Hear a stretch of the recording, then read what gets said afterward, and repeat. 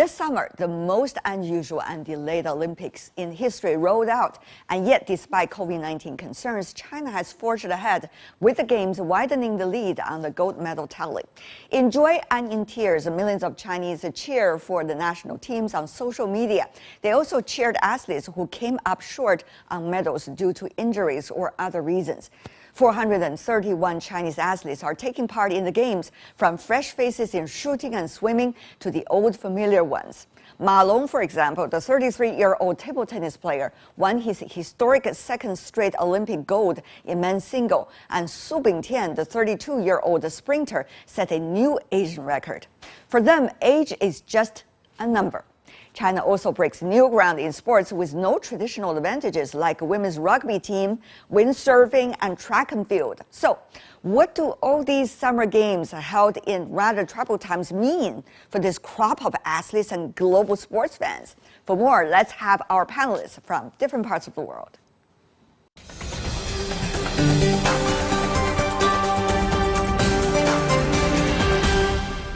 For more discussion, joining us in Washington, D.C., Lisa Nevrati, Director for the Sport Management Program at George Washington University School of Business.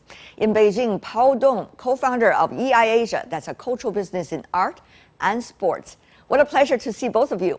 How do you see the Tokyo Olympic Games going so far amid the pandemic, the very special Olympic Games, certainly? Ms. Nevrati. I think they're going as well as they possibly could be.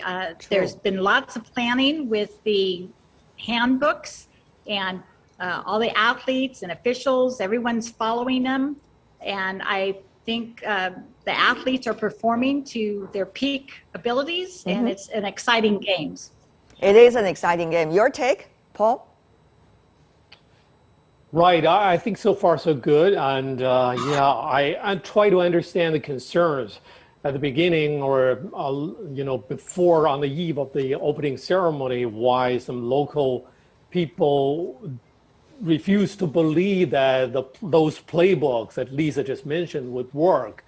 But basically, except for the beginning, the first couple of days, those cases of positivity, but so far we haven't seen any real outbreak yet. Several dozen out of 11,000 athletes actually only reported tested positive for COVID-19. Is that good record already for you, Lisa? It's under what they expected. So yes, I think they're doing quite well in maintaining COVID and following all the protocols. At this point, do you think there are lessons and experience that we can draw already about how to do an Olympic Games amid pandemic? Do you think that practice should be continued? Lisa? Yes, I mean, I think all the lessons that we're learning from Tokyo will be applied to Beijing 2022. And we can do some tweaks. So there's some instructions that some people did not receive, like they were told to go check and make sure that they got a positive result. And then we found out that all their tests are not being uploaded into the system, only the only the positive results. So little things like that, just making sure that we tighten up some instructions and some protocols. What about for you, Paul? You and Lisa actually both served for the 2008 Beijing Olympic Games for the summer, of course. But this is a very special game. Exactly. Do you think the Winter Game going to have a good prospect given what has learned at the Tokyo Games so far? Yeah, I think if we try to compare the two games, because they are very, very different, one winter and one in the summer. But now, Tokyo has entered into the second half. But now we are seeing more and more outdoor competitions in Tokyo. And then we are in better position to compare the two. But I think with when it comes to COVID in Tokyo, and we are seeing mild and relatively under control situation, I think, the confidence in Beijing is actually growing, Even despite though the recent. in the greater Tokyo area, the cases are skyrocketing because of the Delta variant, like in the rest of the world. Yan Chang is joining us as well right now. He's the founder of the Score Sport. He's a sports commentator. Good to see you, Yan Chang. Tell me more about what's your take away from the Tokyo Games so far in terms of how to deal with the pandemic while hosting Olympic Games. Yeah, I think they're doing really well because the expectation before the game was not that high. And once the opening ceremony started, all disciplines went quite smoothly. And we've been experiencing all the fierce competition between those top athletes who had already waited for a whole year for the Olympic to start.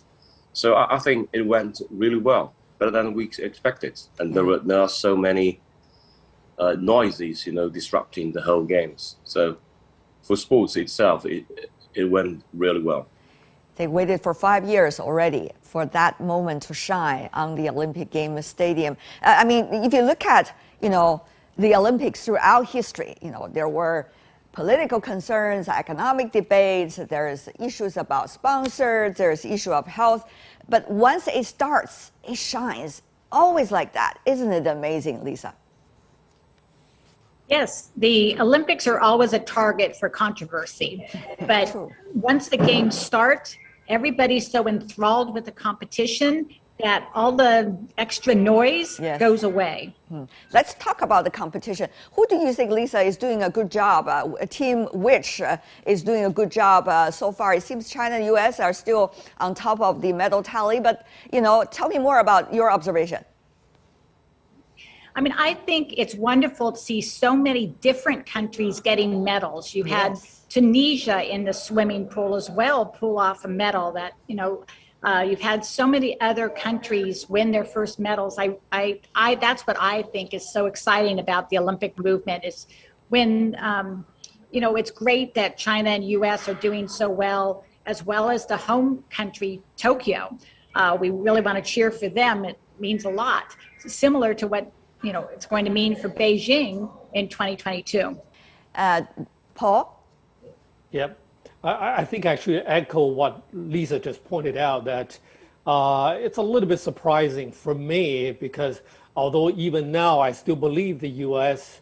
will overtake China in the total medal tally and even in gold tally.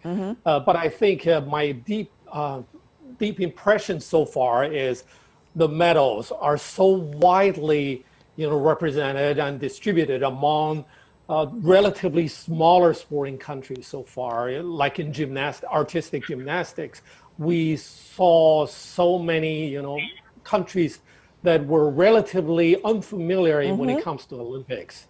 Yeah. And so, because my prior concern before the games was some of the countries were less prepared for vaccination, and how could they get their athletes prepared for the Olympics? But now I don't have that worry anymore because it's even more widely distributed. Yan Chang, what's your observation?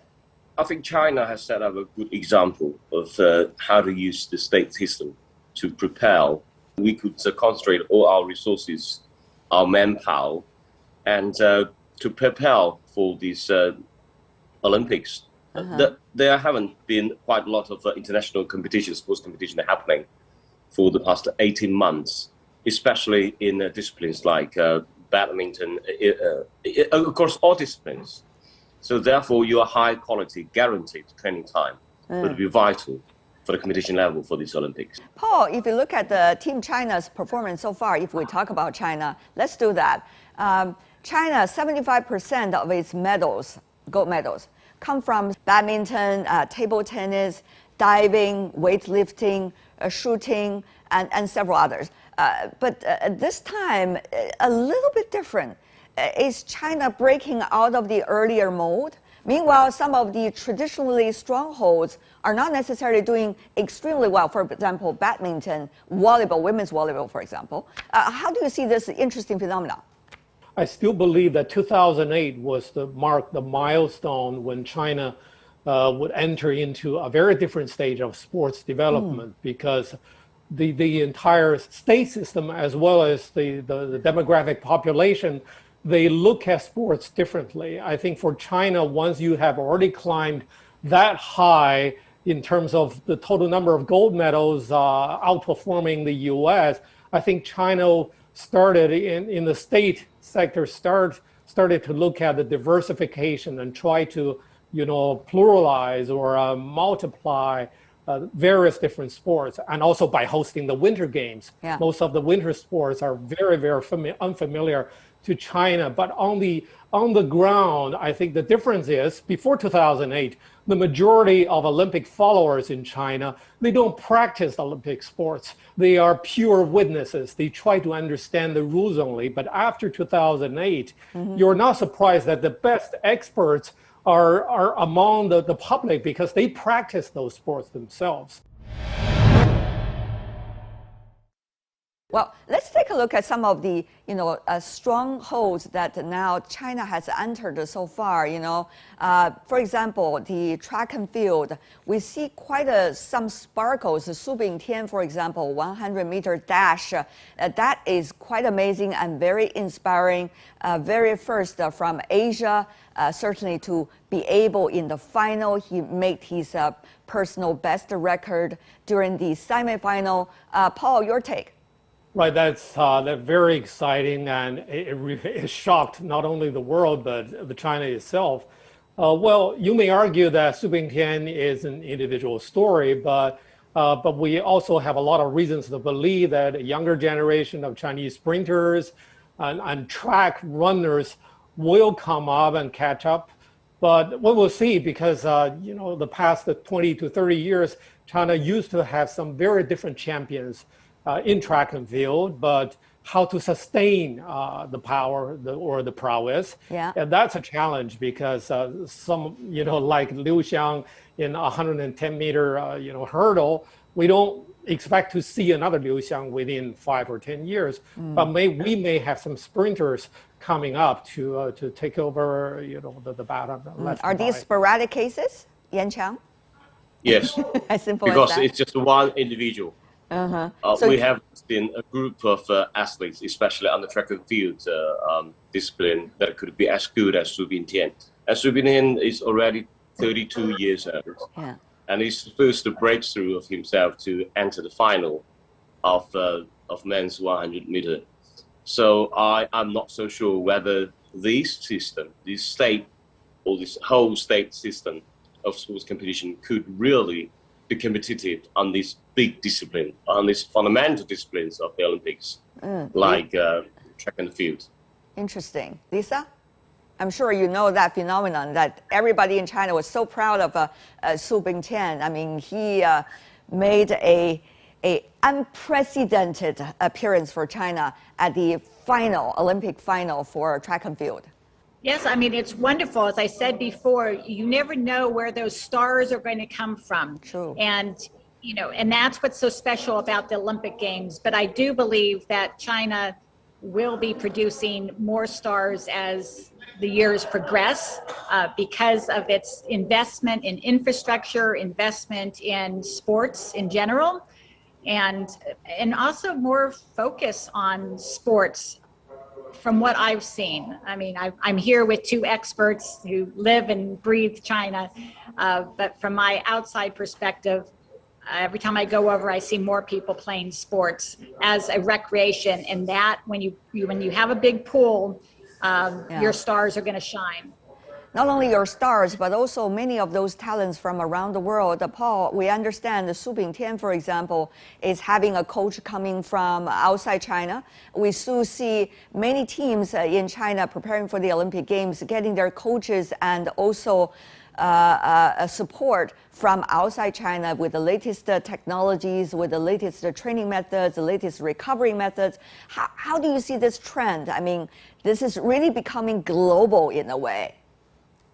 Well, actually, I would put it this way. I think China, when it comes to sports on the demographic level and the pyramid China hopes to build in the years and decades to come, not only to win glories on the Olympic stage for the country, but also to build a huge, industry business in surrounding sports to let the population, much of the population who are no longer able to join the production line or manufacturing lines, that they can do more cultural or sporting events businesses. I think it means a huge opportunity for experts from around the world to come and join this development, because when it comes to whether winter or some summer extreme sports like biking and climbing, I think there's a huge market potential for them to come and train the young Chinese. Right. I know that's dear to your heart. That's what you're doing every day.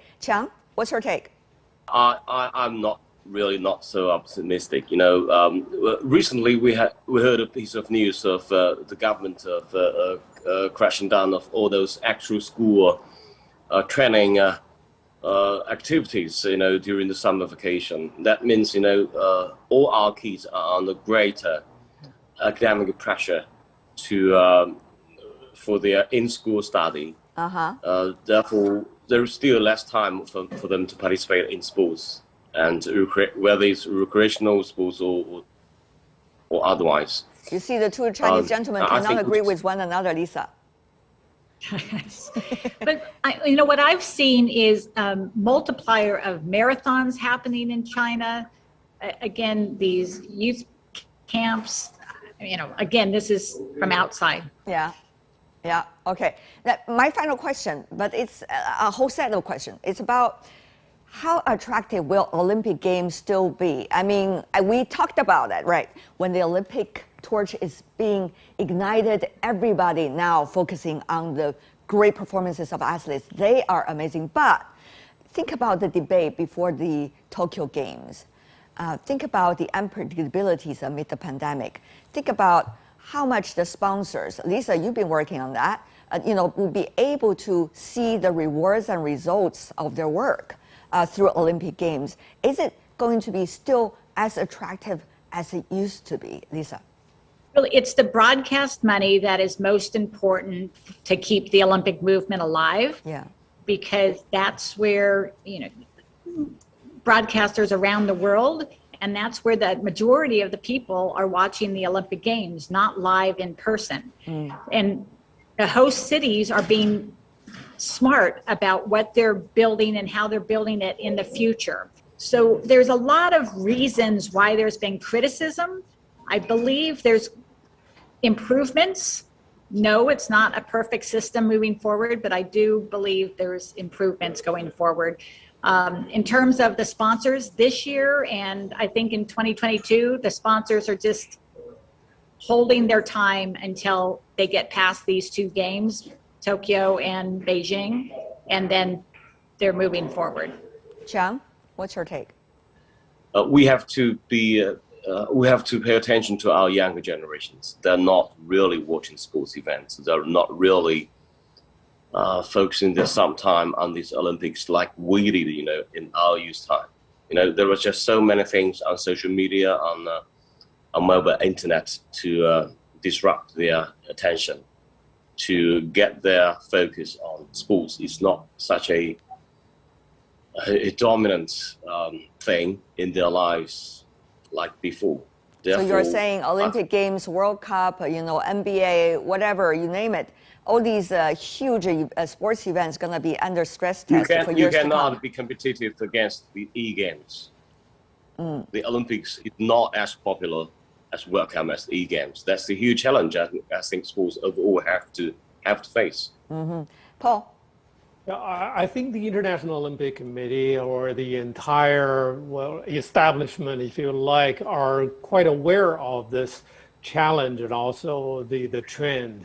But they are a little bit slow in reacting to this challenge. They have already adopted the Youth Olympics.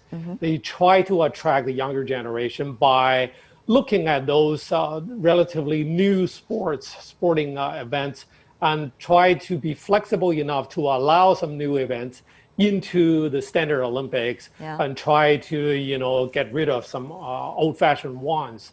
But of course, this change still happens very, very fast, maybe faster than the IOC pace. But Japan is doing a great job trying to follow the pace, and they have several champions already doing the extreme sports in summer, and the Winter Games will be very similar to those extreme summer sports. I think the younger generation of China, I didn't predict it very well before the game started. I thought that the younger generation will be very, very less interested than the older generation in the Olympics. And it's probably true, but to my surprise, China's internet, the social networks, try to make use of sports and the Olympic Games to serve their need for content instead of, they are really interested in those competitions. And this is a phenomenon. And then we will see, because we will wait for new data to come in to prove that the Tokyo Games mark the very climax so far, that it attracts the largest ever online attention and audience. We will see. We'll have to see. Numbers will tell the story. But thank you so far for every one of your input. Lisa, Narotti, Paul Dong, Yan Qiang, really appreciate it, ladies and gentlemen. Thank you so much. Have fun during the Summer Games.